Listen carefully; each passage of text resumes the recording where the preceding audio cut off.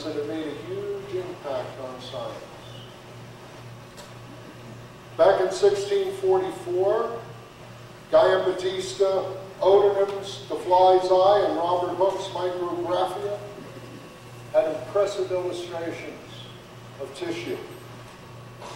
Francisco Redi in 1668, an Italian physician, established by experiment, life does not come from non-life.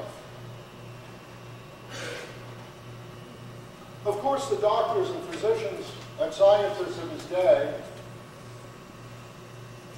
they said that that didn't apply to microbes. Their argument was that microbes were too small to have sexual relations.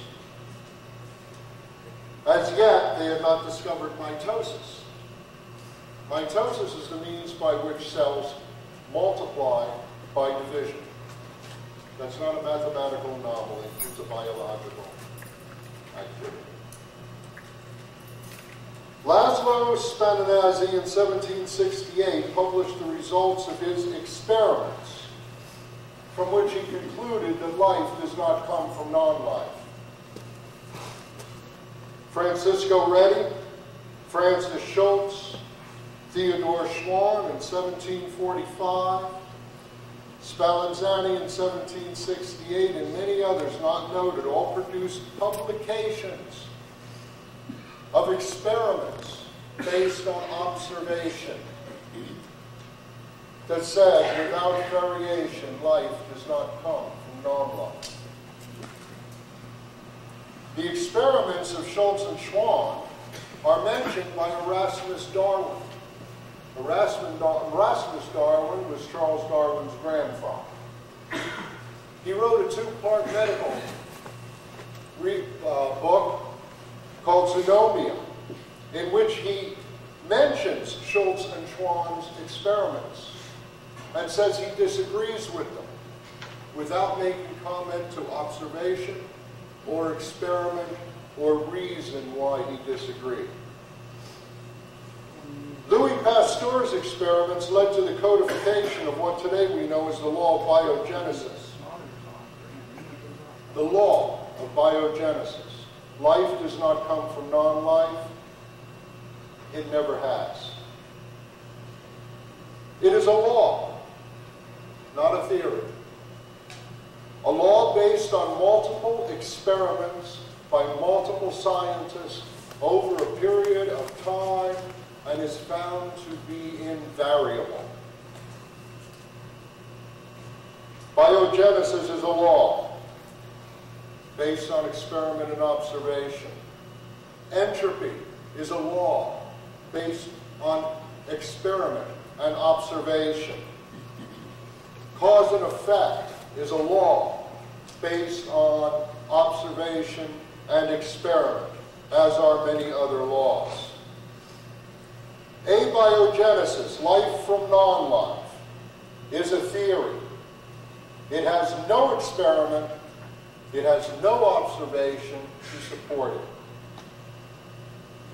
Creation intelligent design is supported by the laws of biogenesis, the law of cause and effect. It is supported by the law of entropy. Evolution is not supported by any experiment and stands in contradiction to the laws of science. In the natural sciences, abiogenesis is not considered part of the theory of evolution. If it is not, why would I include it here? For one very simple fact.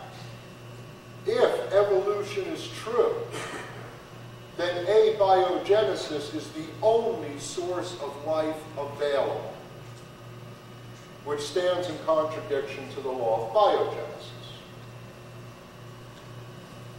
Erasmus Darwin wrote Zoonomia, as I had mentioned. He believed that all warm-blooded animals, he wrote, have arisen from a common filament. He never explained the origin of that filament. Jean-Baptiste Lamarck repeated and built upon this theory in his Philosophie Zoologique.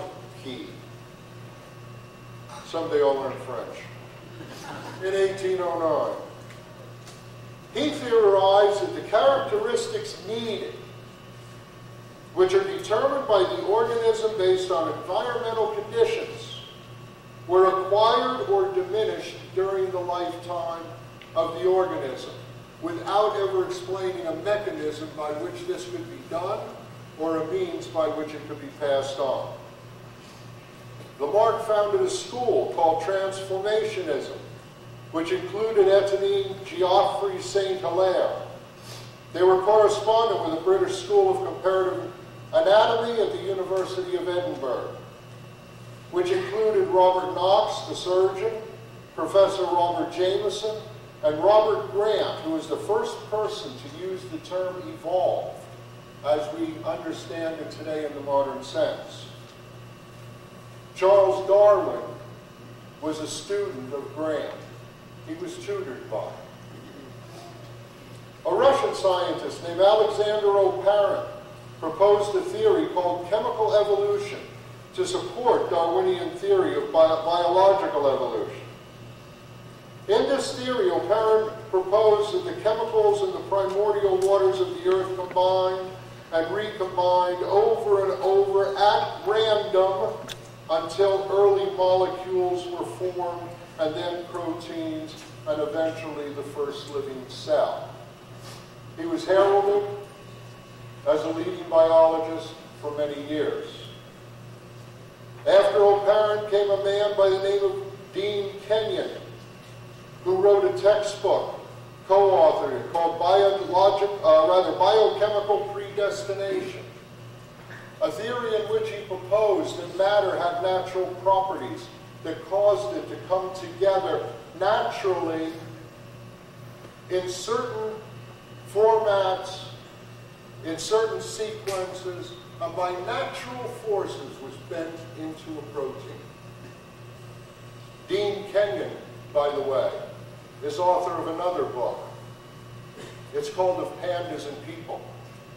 Because Dean Kenyon in the 1970s, after multiple experiments and a lifelong supporter of evolution, became a supporter of intelligent design because of what he saw in the cell.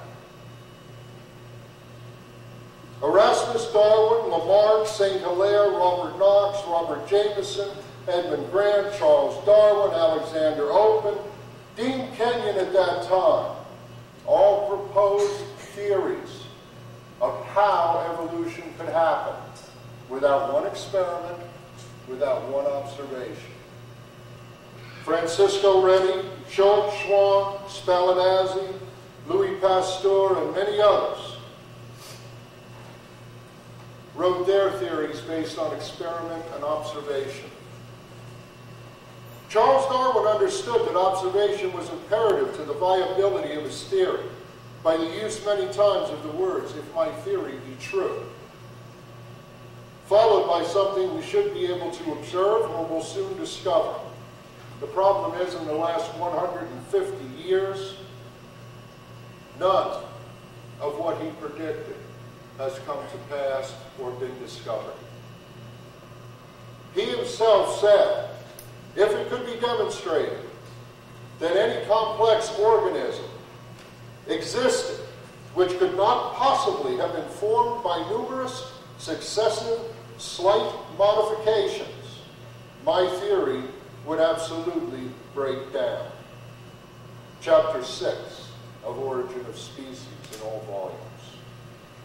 What we have found in the last 150 years is complexity that is far worse than Darwin's worst nightmare.